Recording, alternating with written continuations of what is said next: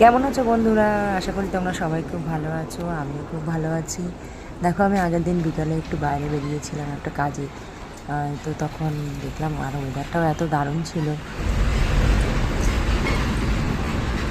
এটা হলো লাল মন্দির, শোভাবাজার, সামনে জয়পুরিয়া কলেজ।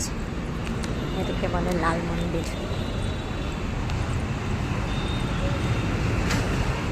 এই গলিতে জয়পুরিয়া কলেজ সামনে।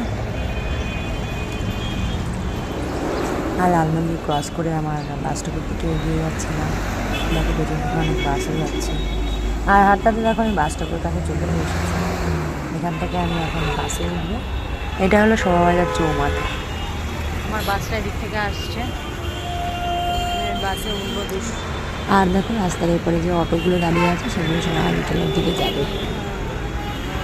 তো এটা ছিল আমার সেদিন বিকালের জার্নি, তোমাদের সামনে তুলে ধরলাম। ভিডিওটি কেমন লেগেছে অবশ্যই কমেন্ট করে জানিও।